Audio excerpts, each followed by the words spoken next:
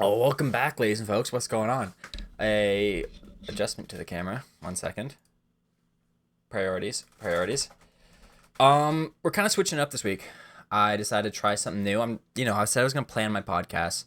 Usually that means I research some BS history thing, copy and paste some Wikipedia notes, call it a day. Trying something different. We're doing classic air out, just the me story since I know we missed stuff last week.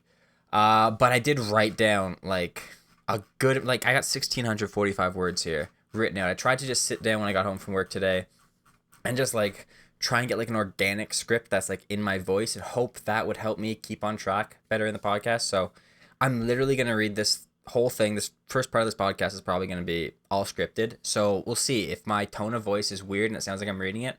Probably gonna find a new thing to do next time. But hopefully I'm helping this is like gonna organize my thoughts and keep me on track and I jump around less. So I'm literally gonna just start reading exactly as I've written it, including the intro once again. Let's get into it. Aaron,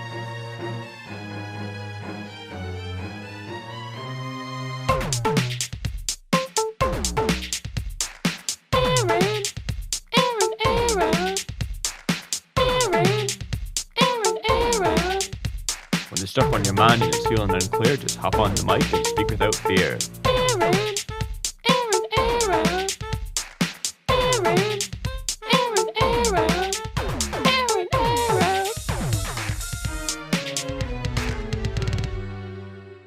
Let's air out.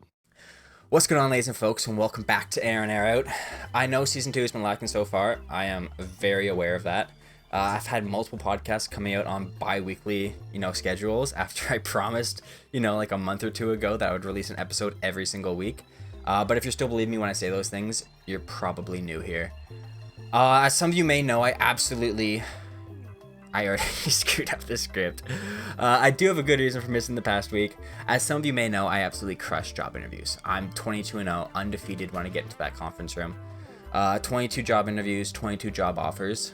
The kid don't miss. If you get in a room with me, if you get me in a room with a hiring manager, this is going so poorly. If you get me in a room with a hiring manager, I'm walking out with a contract, and that's a guarantee. So you might think that this ability to sell myself in an interview would transfer over to my social skills, and that is where you would be mistaken. Specifically, not just talking about like social circles, like making friends. I'm talking about the ladies here, and I have an absolutely horrible record with them. 0-8, either all no's or yeses that then turned into a no before the first date. So I've never successfully asked someone out and then proceeded to then go out with them. I don't know what it is. I got no game. My strategy is one that's generally based around my own fear. What I'll do is I'll get to know someone for a few months before ever making a move. Once you get your eyes on someone, like there's something about this person that is attractive to me. They catch your attention. So then you move in and you just start making small talk. That's exactly how I would talk to a dude if I was like trying to be buddies with him, if trying to win him over as a bro. So I want to be friends with them and make them comfortable with me and like make sure I'm comfortable with them before asking them to move on to something more than friendship. It has worked out in a sense that I have made a lot of female friends over the past couple years. And like those female friends, I'm still on good terms with them even after the 8 no's. So like it's not a horrible strategy that there's still something I get out of it as a cool person to hang out with still, but I'm not getting that next step that I'm looking for. And the real problem is that I get attached and then things fall apart and then I get hurt and then I binge watch sitcoms while going nowhere in my life for a few weeks or months, and I'm just a miserable puddle and I don't want to do anything motivating to myself. I feel lost. I feel like I can't be happy. It's not healthy. It's not a good thing. It's not great, but I do try and internalize all that and not be super needy on that other person and latch onto them and bring them down to my level. Usually it's just a really shitty time for just me, and then if you're trying to hang out with me, I'm probably just a mope. And I think the problem is that I should be asking sooner, make my intentions known from an earlier point rather than just being like, oh my god, Aaron is such a good friend, he's like a brother to me, and then I'm like, we better be siblings in Alabama because that I had other plans for this to go. So getting into how this relates to the podcast now, that's kind of my background in the romance section. This is going to be the rom-com podcast. This is the rom part. The com part comes in the second half. So I've been courting a female for the past few months. I'm going to keep her anonymous in this case. I already blew up Marin's spot with that episode 45. So this time we're going to take a different approach. Not going to tell you about this person other than just my side of it. just my perspective. So I found myself thinking this person more and more, after we've, gotten to know each other since like August. I found myself thinking of this person more and more. I knew I had to do something for my own sanity. When you like someone and then you're not sure if they like you back, so you just overanalyze everything they say, trying to find some hidden meaning that, like, okay, maybe that was a flirt, maybe they are interested, maybe they like me. But then at the same time as you're picking up all those clues, or just making up those clues, and you're just over reading into something, you're also like reading the other side of it, like, oh, this is a clear sign they're not into me. This would never work out. She'd never say yes. And it's just this constant battle of my brain just trying to decipher these messages. And I'm just spiraling back and forth between like anxiety and happiness, and like, oh my God, it's going to be great, it's going to work out. And then, oh my God, it's not going to work out. I'm going to be very sad and very hurt and have to, move on to find another person. And that's what my past couple of weeks have been like. This girl's been running through my mind, just confusing the absolute shit out of me. And I had to do something to get my peace of mind back. And the only real solution is to get an answer. And the only way to get an answer is to ask them. And the answer I'm looking for is, do you like me back? Is there potential here? But that is way too direct for me. So instead, I like to start very small. So this is after a few months. We're talking timeline-wise, few months talking to them. This all recent stuff happened like just in the month of November. So I started small and just invited her for a walk. I want to like spend more time with her, get to know her more, talk with her more, see if we're compatible and all that stuff. And I did that, and she agreed to go on the walk. And we went for a walk, took our dog out. It was a great time, really enjoyed myself. And so after that, then I went and talked to Chris and Andrew and Ethan. I'm like, hey, I went on a walk with this girl. I really enjoyed it, and I want to go for another walk. Should I text her? And they're like, the consensus was yes. Chris, we had like a 10-minute conversation with Andrea and Ethan, like that both of them like shared their piece. And then Chris is like sitting back in his chair, and he goes, because I was like, I actually can't share that detail because it would be an indication of who they are. So we'll just skip over that. But they told me I should text her and tell her, just to, like, let her know I'm thinking of her. I enjoyed myself, and I'm looking forward to hanging out with her again. So I asked her for another walk. She said, yeah, I'm pretty busy though, so like, I'll let you know when I'm free. And I said, that's awesome, great, let me know. And then after that, so far so good. I got the foot in the door, and there seems to be some mutual interest. She wants to hang out with me, she wants to spend time with me, so that's a positive. The thing is that the second walk though never came around. Either she had a really busy schedule, or she forgot, or some other reason, but I never heard from her about hanging out again. Like, I'd talked to her in between these times, but I didn't want to like keep bringing up, hey, you want to go for a walk, you want to go for a walk, you want to go for a walk. My intention was like, the ball's in her court now.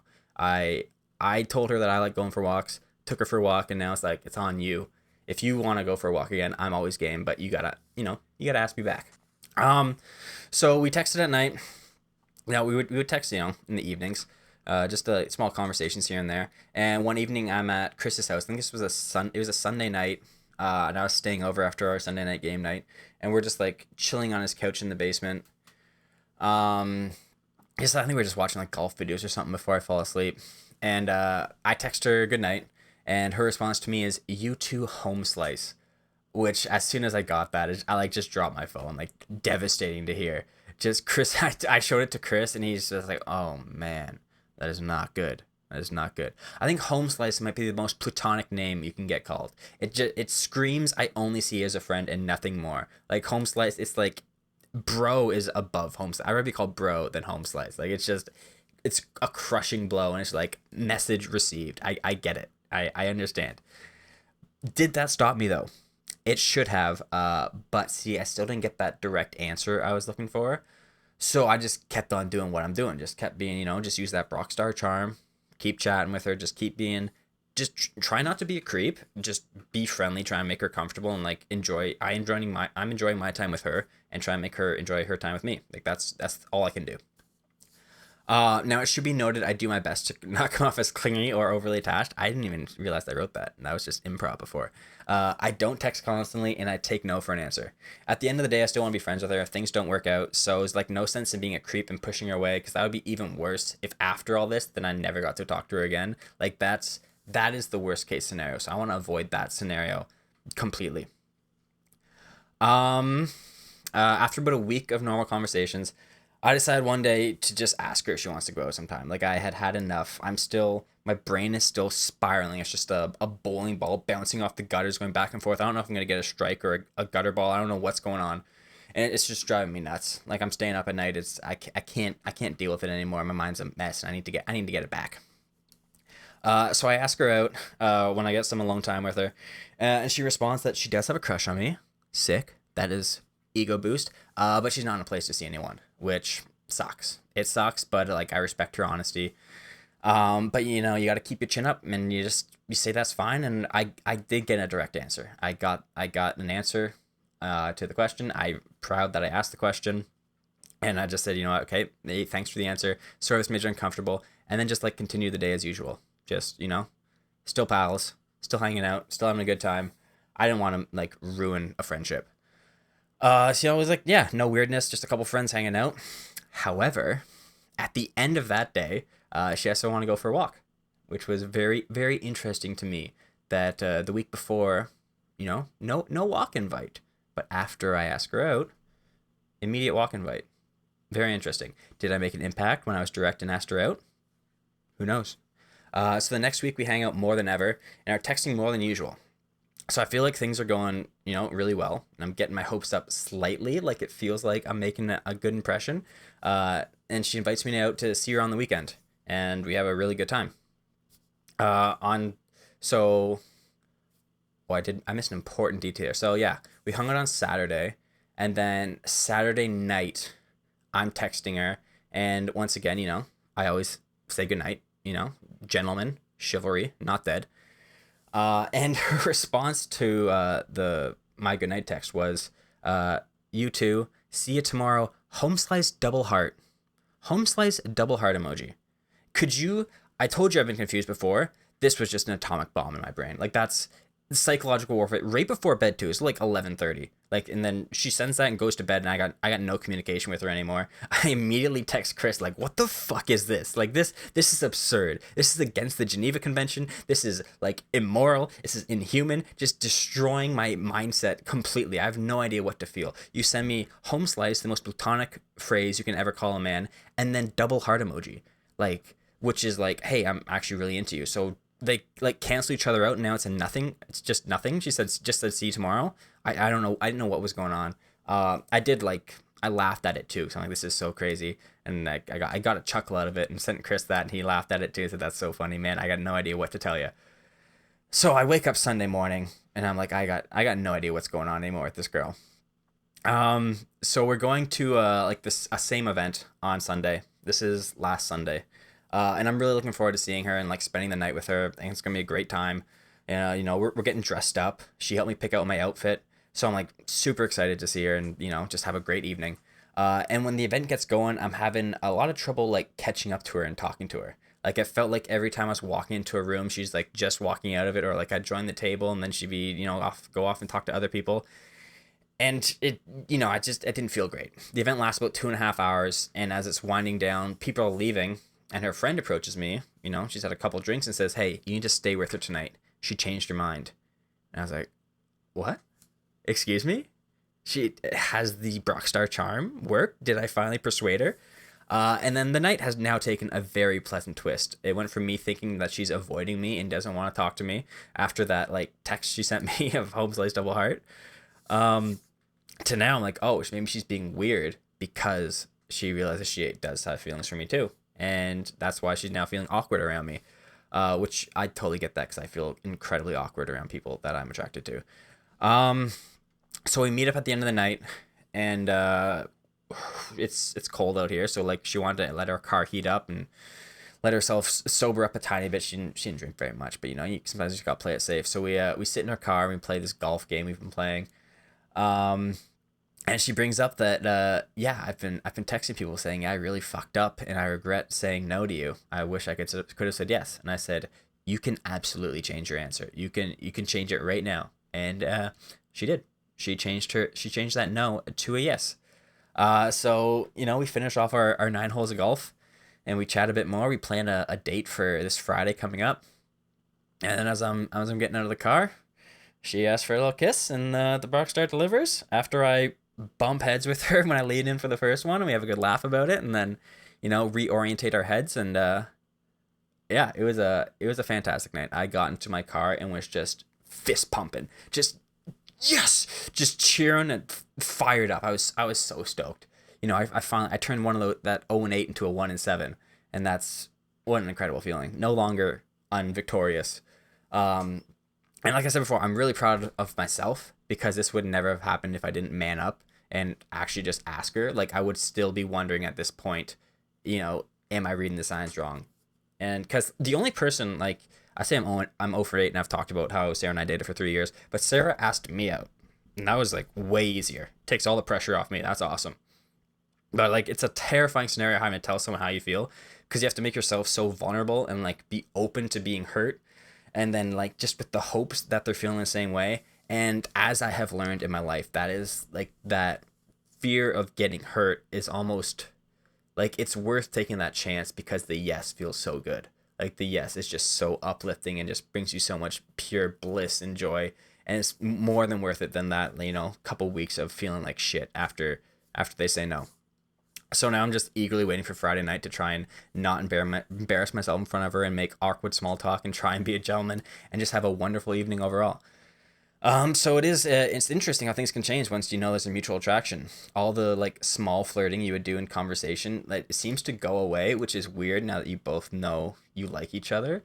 And now I just like don't know how to talk to her because I'm like trying not to be a weirdo and not be like overbearing, but also being like, hey, I really want to talk to you all the time, but I don't want to come off as a stalker and creepy. It's a tough middle ground to try and find, but I'll figure it out. I always do. The man, I don't give up on things. I don't give up on people. I give up on things. I don't give up on people. So I describe it as like feeling like a dog chasing a squirrel, where it's like it's really fun when you're on the chase and you're like, oh man, I can't wait to get the squirrel. I can't wait to this girl. This squirrel and this girl sound very similar. But then once you catch the squirrel, I saw my dog do this. She caught the squirrel and she's like, I have no idea what the fuck to do now. I didn't expect to ever get to this point. I was just always in it for the chase. And now that I've caught the squirrel, what do I do with it? I got no clue. I wasn't prepared for this step. It usually doesn't go this far. I was prepared for the rejection and for feeling bad for a bit, not for feeling great and feeling really excited and being like stoked about my life. So yeah, I usually don't get to this step, and I'm just trying to let my mind rest, take some time to like stop and smell the roses and just enjoy things. Life is feeling really good right now, and I'm hoping it continues this way. So that's why there was no podcast last week. I couldn't think of any topics because my brain was just, is in use with other things. As we said in the left hand, right hand podcast, one brain was going on about this girl and the other half was ready for self-defense just in case emergency mode. So that's all. There's no thought of a podcast. It was tough. I did talk to Chris. I mentioned to Chris to see if he wanted to do a podcast, but he never really got back to me. So I don't think there's a strong interest, but yeah, definitely. Will's coming up this weekend. Actually, maybe he'll want to do a podcast. Will, Ethan, and I. That could actually be a really good time. So where am I in this list?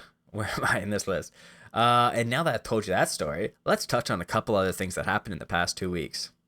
So I said something really inappropriate in front of managers last week, and I didn't even realize it.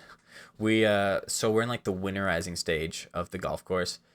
And part of that process is tarping the greens. So like putting a massive tarp, cut out the shape of the green, you staple it in all around the grass, then put a fence around it, and that just like protects it's kind of the jury's still kind of out on whether tarping does anything, but it's supposed to protect the grass from the snow and like from the freezing, and keep the greens a little healthier. So we were doing that, and I'm chatting with a couple coworkers as we're walking from like our carts down to the green. Just having a casual conversation, and when we arrive to where the managers are at the green, they're laughing and saying like, "What the fuck are you talking about, Aaron?" And I'm so confused because I don't even realize I said anything weird. The guy I was talking to had like no major reactions to anything I said, so I just figured like we were just having like a common conversation and didn't think anything of it. Apparently the comment I made that caught them off guard was, "Do you ever take a really big shit and think that's how big a dick I could take?" Like I said, that's normal conversation for my group of friends. There's nothing you could really say to these people that would like, make them uncomfortable or, surprise them or offend them. So, things just slip out, and I don't realize that other people aren't as open about those kind of conversations. So yeah, they had a good laugh at my expense, but I think that just goes to show how comfortable I am at Westmount. Like this job has been probably one of the best things that has happened to me. Like not even just like all the people I've met, and no, I've made a lot of friends that I want to keep in touch with. If I've had just such a great time. It hasn't felt like a job, since March. It's been a great place to work, and it's winding down very soon, and I'm gonna be sad. I'm gonna be very sad. It's gonna suck not seeing these friends every single day. And honestly, on top of just making all the friends, I kind of feel like I also found myself. I finally found a way at work to like be comfortable of who I am and like realize that people enjoy having me around and people enjoy talking to me and like hearing what I have to say. And like, I'm a part of something. And that's that was something I struggled with a lot when I was drinking and just feeling like I had to be drunk to be entertaining to like, I had to be drunk to be funny and just, to get that confidence to be myself and say what I want to say. And now and then even after when I wasn't drinking, I thought that I always had to say something super funny and super smart or intelligent if I was gonna, contribute to a conversation. And I just ended up saying nothing because there's just nothing that I felt like reached the bar of what, would contribute to this conversation. And now after working at Westmount, it's like I can say a lot of things, I can say a lot of things that just come to my mind and people tend to enjoy it and people tend to enjoy like, being around me. So it's very motivating and it's turned my life around and how like I look at things and how I carry myself and like the confidence I have in myself. I still got a long way to go. There's still scenarios like I was thinking about this the other day. I'm great at like conversations with a group of like 5 or 6 people, even down to like 3 people is fine. But like a one-on-one conversation, for some reason I can't do it because it's almost like there's not big enough of an audience. Like 3 people is fine because I can talk to one person, then have like someone else spectating and like they're a witness to the conversation. So if I say anything really funny, there's someone else there to catch it. But if it's just a one-on-one conversation, there's like a part of me that wants to save all my best stuff when there's a bigger group and I can get a bigger reaction. And then I don't know. I really struggle, finding a way to like start conversations. My technique lately, for one-on-one conversations has just been like take on the interviewer role and just like ask questions. Just whatever comes to my mind, try and, learn about this person's life and, get their opinions on things. But that I'm not great at it. And there's only so many questions you can ask. Once you get it through like all the baseline, the top of the food chain questions and you got to start getting into the nitty gritty, it becomes a lot more difficult to try and figure out what to say and what to ask. And then you get more silences. And I'm also not very good at like taking their answer and then weaving that into more of a conversation and like, bringing up my experiences. I also, like when I'm in a conversation, I don't know if are you allowed to just like tell a story about yourself? Like just unrelated to anything. It's silent. You just like dive in and tell a story. Do people like that stuff? I mean, I know I like it. If someone just wants to tell me a story, I'm cool with it. But I feel like I'm not able to do that. I feel like I would bore people with that story, or like I have to segue into it somehow. I just can't jump into it. But maybe that's something I need to try next is just rather than just breaking the silence with a question, breaking the silence with a story or a comment or something that like then the other person can, share their own experiences and insights on that. Yeah, that is what I wrote down. That's pretty much the script I've written. And that was, I guess, so the idea of the rom-com episode, I guess the rom was what the romance in my life has been like the past month. That was the rom part, trying to get a relationship going, trying to get with this shorty. that's the phrase. And now the calm, I decided that these would be fitting as I found my old joke book. If you don't know, I quit my job at RJ Burnside because I wanted to pursue comedy, and I just found this joke book in my drawer that has way more written in it than I thought. And I also have a Word document on my computer with a bunch of like video ideas. So I thought if you guys enjoyed that last sketch I put out about Ethan in the chair, maybe you guys can pick the next video I decide to shoot if I just, run some ideas by you and, see what sticks, see what you guys enjoy. And then I'll also read you. This is like my stand-up comedy joke book. I can pick out a few of these and, see what, see what sounds good. I haven't read these since I wrote them, so I'm sure they're going to be terrible. But oh well, I'm here to share myself. So we'll take a quick break while I turn the light on so I can read this notebook, and then we'll get right back into the comedy section of the podcast.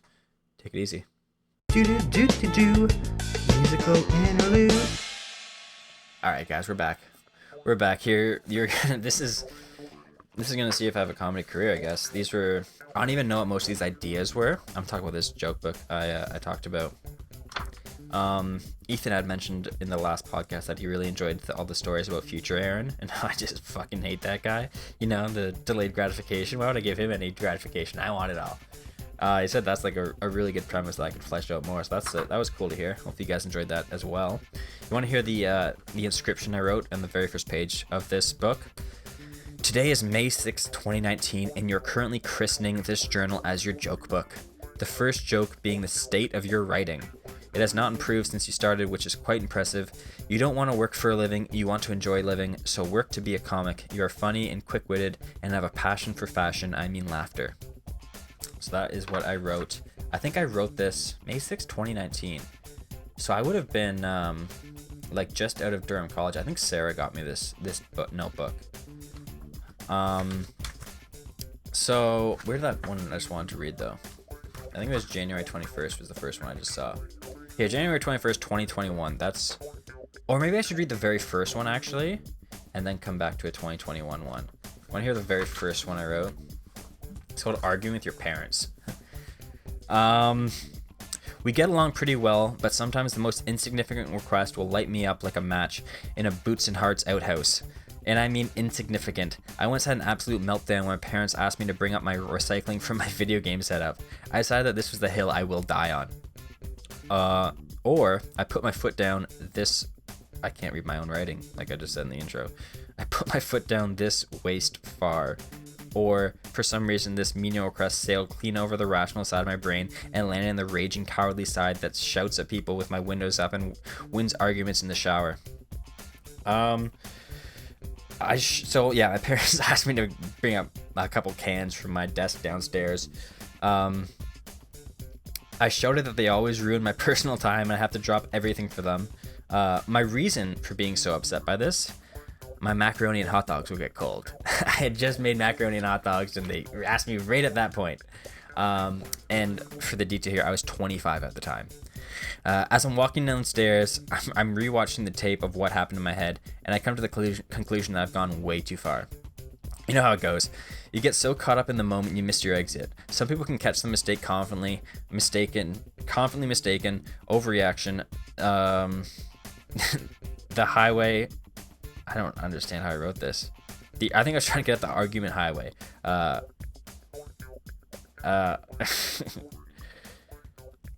The argument highway. Get off on time. It's a reasonable response. Even first exit isn't bad. I got off in the next city that day. Some people are still driving. Yeah. I was trying to make some analogy of like when you admit you're wrong is like getting off at the right highway exit. And if you get off on the right exit, you're Gucci. You realize your mistake, you're fine. But some people just refuse to get off that highway and just stay on the argument highway forever, just never conceding defeat. You're supposed to get off at I'm mistaken or sorry, I was incorrect. Even okay, fine, you're right. Isn't that bad? Usually everyone is off by just drop it or I don't even care anymore. But some people are still driving, trying to find out where that road goes, never admitting it. Or maybe all of us are still on the highway unless they're getting off. That's funnier. We're all still driving. I don't think that's funnier. Fucking 2019, Aaron. You young idiot. That was 2020. That was May 27th, 2020. Which, if you remember the date from the first inscription, May 6, 2019, I took a year. A year to write that. Let me flip through some more of these. Anti-vax is like driving on the wrong side of the highway and claiming everyone else is wrong. That's too political for me. How confused are dogs the first time they take an elevator? They walk into a small room filled with strangers. The only door closes for what might as well be an eternity. Dogs don't even know. When the door opens again, it's a different room. They must wonder how long they're in there. That door led to the outside and now they're in a labyrinth. After that, they possibly never trust a closed door again. Don't close that door, Jerry. My goose is in there. I'm not finished with them. I'm off social media. I heard the stories of them selling my data and I'm not having any regard for privacy. I do remember this one. Yeah, so I'm off social media. I heard the stories of them selling my data and not having any regard for my privacy. I only have a Google Home next to my bed. I don't trust companies with the data I willingly share online, but all the secrets I keep to my bedroom are fair game. It's worth it though because I can tell Google to turn off my bedroom light while in bed still. I think it's a worthy trade-off. They get all my most personal details and I don't have to walk 3 steps to go to my light switch. These aren't really fleshed out or written well if the guy who wrote them can't read them. Let's go to this 2021 one. This one was bookmarked with my pen from the last time I wrote it. January 21st, 2021. I like to read books, however I dislike reading. I try to avoid reading my life as much as possible. No subtitles, not reading packages, no instructions, no directions, no explanations. If I'm throwing something in the oven, I can scan for a temp and time. I don't need instructions for how to unwrap a frozen pizza. This is my 1200th Friday. I know what I'm doing. When I Google, I'm not looking for an explanation. I want 1 or 2 words that either answer my question or prove I'm right. If the answer to life is longer than a haiku, I don't need to know it. Twitter is great for me because I don't want to hear more than 2 sentences from most people. The problem with Twitter is they let everyone use it. I had to quit it because I kept getting drawn into those threads, arguing about a celebrity or catastrophe or sports team. I'm scrolling deeper and deeper into this hole, hypnotized like a sailor swimming in the ocean enchanted by a mermaid song. Suddenly you snap out of it when you find yourself trying to put out the invalidity of at Dirk Scott Dick argument against Kathy Bates pedicure. Why are you arguing with a guy whose picture is an F-150 with an 8-inch lift kit? He clearly does not have a dick, and your well thought out retort is not going to influence his opinion that all women with short hair are lesbians. What is January 22nd? I think this one I was trying to write every day, trying to write a joke every day. Psilocybin. Nope, weed. The psilocybin didn't work. I ate the whole chocolate bar and got nothing. 1 bowl and I'm good. Weeds are reliable, always there for you, no matter how many times you treat them wrong. Mushrooms, though, some are great, and the ones in my chocolate suck. Time is wild, though it only exists when I'm looking at it, represented by numbers. I think I might have wrote that while on mushrooms. The morning after, I can say that trip sucked. Taking 6 times the recommended dose only to trip at 3:30 while taking a piss, and realize that tripping alone is boring because you have no one to compare the experience to. I actually preferred losing my ego and believing I was retarded on acid than paying $40 for a mushroom-flavored chocolate bar that made me see a kaleidoscope while pissing in the middle of the night after 8 hours of being mildly high. Don't do shrooms alone, kids. It's not dangerous, just boring. Humans have some wild traditions. The weirdest are the ones related to death. For hundreds, maybe thousands of years, we have preserved our dead bodies and stuck their bodies somewhere, be it a hole in the ground, catacombs, or a blank. Or a wall in a Florida condo. The other option nowadays is cremation, which takes the cake for the wildest tradition. I don't understand how obliterating someone's body and sticking their remains on your mantle. Like if we taxidermied Grandpa and left him in this lazy boy, you'd never have visitors again. But you stuck Grandma in an oven at 1400 for 4 hours, and suddenly it's acceptable to keep her in a crock pot next to some candlesticks while you play Uno. Burning books and buildings with historical value is considered tragic, but Great Aunt Doris deserves it. What if they died in a fire? Is it still acceptable, or is it too jarring for their soul? They're like, oh shit, it's happening again. I don't think these are terrible. Like, these are first drafts, and I don't think these are awful. I think there's like some ideas behind these. Let's jump ahead a little bit. Let's get about January. Environmental Tinder. I've had some jobs. Most of them were working retail, which I'm sure some of you can relate to. I'm certain no one can relate to my first job out of university, biosolid application. That is spreading treated sewage onto fields as a fertilizer. It was a shitty job literally and figuratively. I had graduated about 2 months ago and was looking for something in my field. I finally found Wessex Environmental. I was an environmental major and I was stoked to get an interview and hired on the spot. My first day started at 5:30 a.m. where I met 2 guys, went skiing in a pickup truck, and as we drove to a field 40 minutes away and spent 15 hours unloading shit on the field. I was the pump operator, which means when a truck pulls up, I attach a hose to its poop chute, wait 15 minutes, and detach the hose. I'd like to point out that I have a university degree and a college diploma to be the middleman in the poop cycle. I realized that the environmental in their name was equivalent to the Tinder profile pic to a Tinder profile pic. Enticing, but I should have known the company's name is literally Wessex. Spell it. We suck. While my job was to connect hoses and make sure its shit ran smoothly, it was really to entertain the truck drivers for the 15 minutes it took to unload the truck. Over the course of the day, I would see them 5 or 6 times. So that's an hour and a half conversation with 5 different people every day. Now I'm not gifted at conversation. I can do this because I'm The only one talking, so I can say whatever I want. As soon as you throw someone else in the mix, I crumble like an overcooked turkey. Looks fine on the outside, but absolutely nothing inside. This is why I hated the job. Not because of the early mornings, incredibly long hours, or being covered in shit 5 to 6 days a week, but because I had to talk to my coworkers. Sometimes I would go stare into the poo reservoir for 5 minutes because I had exhausted everything I planned to say while waiting for the truck. That was the other part of my job, waiting. I always brought a lawn chair and I sat by the side of the road next to a shit pump waiting for a shit truck to arrive and then struggle through 15 minutes of conversation. Rinse and repeat. Rinsing wasn't an option though, so just repeat. Okay. What are you guys feeling then? We're getting into February. There's like I'm skipping a lot of things here. There's actually a lot written. I should actually go back and read. This is called my first set. Oh, this one's gonna. I feel like I'm gonna cringe at this. This one's pretty long though. This is a few pages. This was, I guess, on June 23rd, 2021.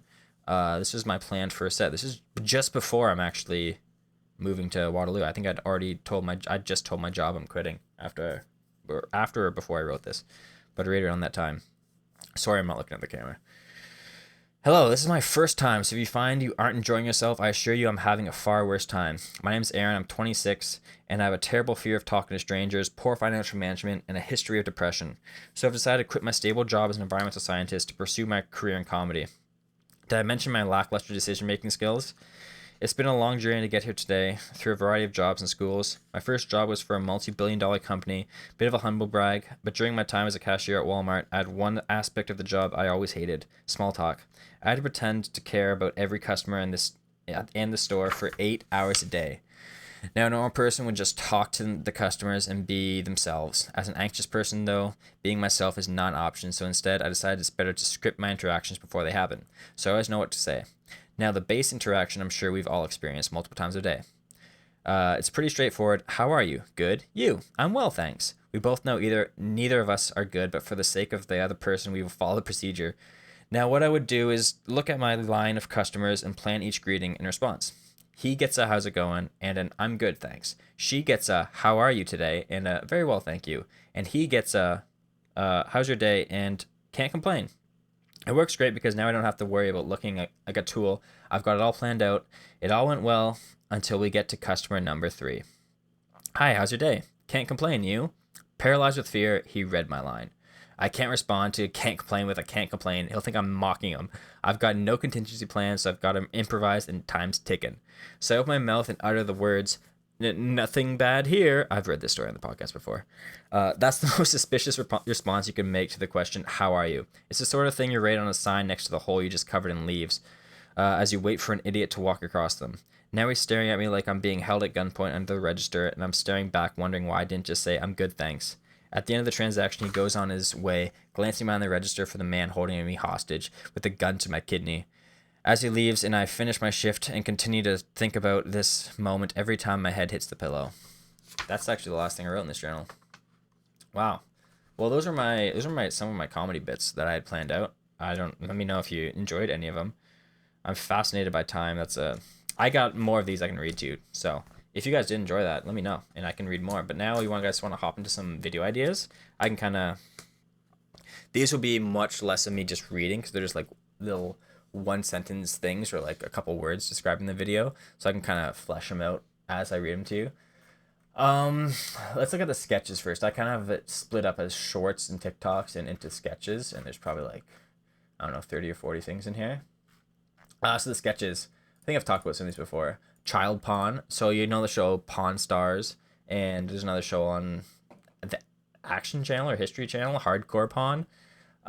Both obviously playing on the word pawn and porn. So I wanted to do a fake show called Child Pawn, where it's a pawn shop run by children.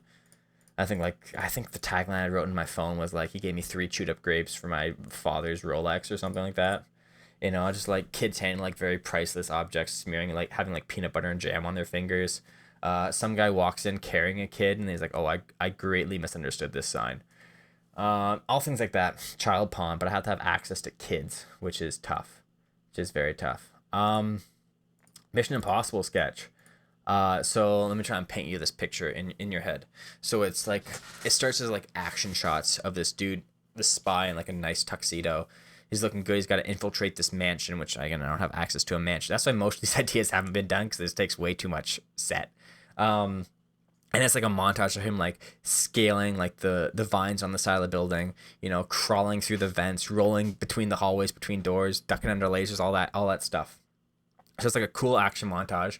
And then we cut to like the big bad boss sitting at his desk, and like a guard walks in and says, "We have received the word that there is a infiltrator in what's the word? Someone has infiltrated the party." They're like, he's like, "Okay, keep your eyes peeled for anyone suspicious." And then it like cuts to a shot of them walking up to like the top of the stairs and like glancing out at the party at all the guests down there, and they're like kind of scanning around, and it's all like normal party guests, you know, people talking, dancing, and then it just stops on one guy in a ripped up tuxedo covered in leaves and like dripping with sweat and like just exhausted, and it's like, "We found him." That's the Mission Impossible sketch. I don't know where it goes from there, but that's the Mission Impossible sketch. Clogging your toilets because the mechanic is hot. That was an idea for a sketch about a girl who has a crush on on like her building's like landlord or mechanic or whatever, you know, the guy who comes in and fix stuff. And she doesn't really know how to talk to him and approach him, so she just keeps taking big shits and clogging her toilets, and it's just get him up there to unclog it. Again, don't know where the story's going, but that's just a funny idea, I thought. GPS for people who lost their abusive fathers/husbands. So it's just a GPS with their voice, like, "Turn right, you fucking idiot. Oh, you really done it now, you fucking moron. You stupid bitch. What are you doing, you idiot? You'll never amount to anything." And then like people hear that and they go, "Oh, okay. Miss you, Dad." The suicide box. I feel like I've talked about the suicide box text run. When you get into, because I saw a Google post about the suicide box, and then it was like an idea, like there's two buttons to get out. One opens the door, one commits suicide, and you're like too afraid to push the button, so you're like, I'm pretty sure they said the red one lets you out, but red equals you're dead. And that's a pretty straightforward one.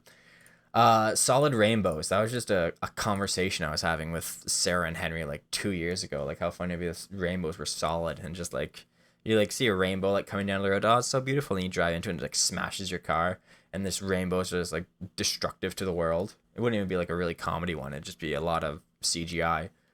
But solid rainbows. Adult video store is, you know, I think you can understand where this is going. You go to rent movies of like people driving and paying taxes and like making doctor's appointments, you know, just adult video, people doing adult things, getting in arguments. The guy on The Bachelor, but he thinks it's Survivor. That was I just had this funny idea of like they do all those like talking head introductions. So it's like as they're introducing all the guests, it's like all these dudes coming in nice suits, and you know they're talking to them like, "Yo, what up? My name's Tevin. I'm a surf instructor down in Maui. I'm 6'2" and I love to poo." And then like, you know, you go through all the guys, and then just one random guy comes out like dressed in like all the Survivor garb and like ready to go. And he's like, "Yeah, I thought I was going to Palo Alto. Is that an island? Is Palo Alto, or is that a city in California? I don't know if it's a remote destination or not. But whatever. I thought we were going to Fiji or whatever." And he's like ready for Survivor, and then like kind of, you know, you get like it jumps ahead in time. He's like searching around the yard for hidden immunity idols, and like when he gets voted off, he reveals an immunity idol. Like, you can't do it, and then he ends up winning at the end of it. HR in the Middle Ages. I don't really remember that idea, honestly. I think the whole reason I wrote that is because it's like they have all those like torture devices and like all those like, you know, weird instruments and how they treated people, and like the HR that has to decide like what's too much. And that was the idea. It's not a very fleshed out one. A fashion line to distinguish terrorist groups from one another, because they all seem to wear like black rags and like a black turban. It's kind of hard to tell which terrorist group you're fighting. So a company would come up with, you know, different uniforms that terrorists can wear, so we can help identify which is ISIS, which is, I only know ISIS, but which is another one, which is, you know, I mean, like the KKK, you can easily identify them because they got a very unique uniform. So I think like other groups should participate in that and figure it out. Take your daughter to work down a national crisis. She writes the briefing. So it's like I think it was like the president brings his daughter to work, and there's like a big emergency, and then he's like, "You know what, sweetie, why don't you write my press release for this one?" And then it's like a very serious. He's standing on the podium, like with all the press there. It's very solemn. And he goes, "People of America, we have a. It is a sad day. There was a boom boom on a choo choo train today at 10 a.m." Stuff like that. It's just like it's very serious. You know, he doesn't break character, but it's just like all child written of a very tragic disaster. The annual police awards, that one would probably catch some heat. It was just like an award ceremony for police. Then you get like the awards for most creative arrest, best profiler, and like they're all just going to this one like douchey cop that's getting them all. That was it. You know, best drug plant. Guy getting deformity removed, casually hinting he wants to eat it. That's because I got my wart foot, and like, so imagine a guy going to get like a wart taken off, and then he's like, "Oh man, that is so big. Like it's almost as big as my tooth. Like, can I compare it to how big my tooth is? Yeah. So like, what's this made of? You know, what's inside it? Like, I'm just curious. Is there a cream filling?" And it just like slowly progresses more and more that he wants to eat whatever they cut off his body.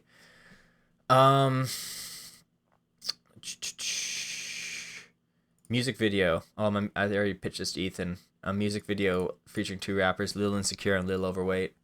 I'm Lil Insecure, Ethan's Lil Overweight, and yeah, the original idea was like he was my hype man, and instead of being like, "Yeah, what? He's like, "I got a thyroid issue. I had a big breakfast. I'm big boned," and stuff like that. I wanted him to do a verse like going through a drive-through where he's like eating food the whole time, so you can't understand it. It's just subtitles, stuff like that. And that'd be a fun one to make, honestly. That we could just do just two of us, but I'd have to write the rap, which probably wouldn't take that long, honestly. Yeah, that's all, like all the big ideas. Want to hear some of the shorts and TikTok ideas? Bite the Curb was a pretty simple one. So the way I kind of had this one, like, I think I wrote a script for this one too, but it was like shot of me walking down the street, and then you hear like some music coming in the background, like some deep bassy music, and then I'm like, oh fuck no, and then I look over and I see like Ethan's truck rolling up, and it's like blasting tunes, kind of like a cool like action montage with multiple shots of it rolling up and stopping, and then like he gets out of the truck dressed like kind of like a pimp, you know, he's got like a big jacket on, he's looking fresh, and he's got a bat with him, and he's like smacking the bat in his hand. And I'm like, "Okay, man, I'm sorry. Look, I can get the money. He's like, "No, your time's up, Randy. You know what this means." And then it goes into like I want to do like a really dramatic like anime shot where he like whips his jacket open, like points the bat at me like he's pointing his sword, and like zooms in and it just closes in on his face, and he goes, "Bite the curb." I'm like, no, please, no, don't do it. And he like puts the bat in my neck, and he's like, "Bite the curb." So I lean over, I bend down, and the shot I'm seeing is like the camera's on the curb, and you see me like on all fours, and then I go down, and my head goes out of frame, and Ethan's like standing behind me with the bat, and then I go, "Wait a second," and then I pop back up, and I got like icing all over my face, and I go, "It's vanilla." And then I turn back to Ethan, and he goes, "Happy birthday, Randy." And then like the bat has a bow on it, and he gives me the bat. That's the joke. And then like a final punchline would be like after the credits, be like, "Yeah, so money tomorrow or I kill your kids," and something like that. Kid has photos of pedophiles on his computer. That's like just a classic turnaround of pedophiles have pictures of kids on his computer. Water service of glasses in a car. Yeah, it's just a water delivery service, but they didn't have big jugs. They just have glasses kind of like standing up, all placed around their car, and they just have to drive very slowly to deliver the water. Bop it, love it. So, you know what? I don't think I ever told this idea. This is the thing that I filmed in like March with Ethan, and I very haphazardly filmed it because I was just like, I don't know. I'm just lazy, and I was like, I'm just gonna film it really quickly and not care and not try, because that's like what I do. Because if you don't try, then you can like have a reason to fail. But the idea for this sketch was a guy's like cleaning out his closet, and he goes, no way, my Bop It, I used to be so addicted to this thing. And then he like kind of, you know, he's like, wow, that's so much fun. And he throws it on his bed and walks away. And then he comes back at night, and the Bop It's still sitting on the bed. He sits down and is like, you know what, one game can't hurt. And I start playing the Bop It, and then I just start getting like so into it, so addicted. And then like the soundtrack for the whole video is just gonna be like bop it, twist it, pull it. And then you get after I start playing, it gets like a montage of me playing the bop it. And so it's like I thought shots like, sitting at the breakfast table, just bopping it as my cereal goes soggy, and then like sitting in traffic, still bopping it. And then I thought a shot of me like under the covers of my bed, and the covers are shaking, and it's just going pull it, pull it, pull it. So then it cuts to, after that montage, it cuts to another shot of me in my bedroom playing the bop it, and then I hear out of the corner of the room, I hear love it. And it cuts to it, like the camera pans over to the door, and that's where you see Ethan playing my son standing in the doorway, and he goes, "Love it." And then I have this like moment where like I intensely stare at the son, and I look in his eyes, and then it like brings back flashbacks of, throwing the ball with my son, and feeding him, and like just having a good time with my son. Cut back to present, and then my eyes shift over to the bop it, and then it like again goes into flashbacks of me like pushing the bop it in a swing, or taking a bath with the bop it, and like stuff like that. All like these like romantic scenarios with the bop it, like laugh, and like I think I shot a thing of like me topless in bed, like breathing heavily, and the bop it's under my arm.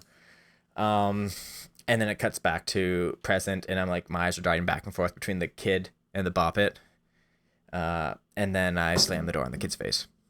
That was the bop it, love it.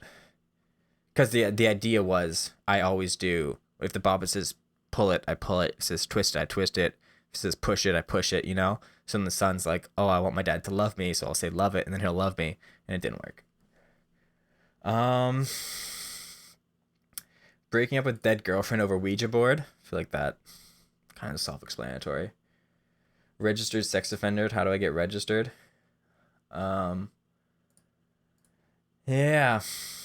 Yeah, honestly, like there's a lot of nothing in here, honestly. There's maybe like 10 ideas that I like, and there's a lot of just like filler stuff. But anyways, that was the calm portion of the podcast. Let me get back to the camera so I can actually see what I never turned on the camera. there's been no camera the whole time. It's just been audio, that's why we record a backup. That's why we record a backup audio and don't just rely on the camera audio, because I would have lost everything unless my hard drive just filled up. It recorded 18 seconds. Great. So I don't need that anymore. But anyways, guys, that was another podcast. I worked out today, so I felt good. I threw around the kettlebells, and I did a podcast today, and then I'm going to edit this podcast and get it for you guys tomorrow morning. And then I'm going to watch Sopranos with Ethan and go to bed, and then get to Thursday, and then we're one day closer to my date. So hopefully I have some good news for you guys next week. And if there's no episode, Aaron had a bad time. Aaron's in a rough one. So thanks for listening, guys. Hope you enjoyed this story-filled story, this rom-com. We'll call it, it's the rom-com episode. So hope you guys enjoyed the rom-com episode. Hope it feels like a normal air out. Let me know how the scripting was. Let me know what you think of those comedy bits, the video ideas. If there's anything that you thought, oh, that'd be really funny, or if you like, oh, there's a piece of that could actually be, if you went in this direction, be way funnier. Let me know. I need to get back into like doing things, because my job's winding down. I'm getting a lot more free time, and I'm doing not a lot with it, and it's not feeling good. So I really want to learn Wild World by Cat Stevens on guitar. So I need to get the guitar out from under my bed and get the Clone Hero guitar off my my guitar stand. So, I also painted. I painted the other day too, and I painted like, I got the idea of what I wanted to paint down, but I don't know how to finish the idea. So I can't show you the painting because I didn't record the video, but it's it was supposed to be like a personal painting of like, I wanted to paint something how I feel, and it was a picture of like a bunch of balloons floating in the sky, and then there's one balloon like caught under a tree branch. Because that's kind of, I'm seeing all my friends kind of go off and do big things, and everyone's got big plans in the future, and I got no idea what's going on. So I don't know, I kind of feel like a little left behind. I feel like I'm letting myself down. But then there's the other sense in that, like I said in the start of this podcast, my life also feels really good, and like I'm enjoying myself, and I surround myself with great people. So like I'm always having a good time when I'm with other people. So it's not bad, but there's also still thoughts of like, I should have some kind of plan for what I want to do with my life. But I'm 28, that's still very young. And I'm not a total fuck up. You know, when things are going poorly in my life, I'm good at stopping them. I haven't drank in 456 days. The weed has been cut way back. The pornography is gone. You know, I exercised today. We're back to doing 7 a.m. yoga, so we're taking care of ourselves. But we just need to get into some better hobbies than just watching TV and YouTube all the time. But without further ado, I'm going to end the podcast. So thanks for listening, guys. Hope you enjoyed it. And take it easy, folks. Aaron, out.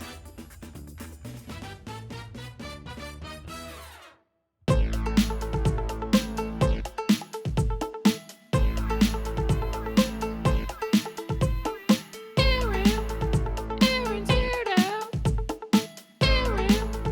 Aaron's weirdo. Thanks for listening. Hope you enjoyed your stay. Now take what you learned and have a great day. Aaron's weirdo. Aaron's weirdo.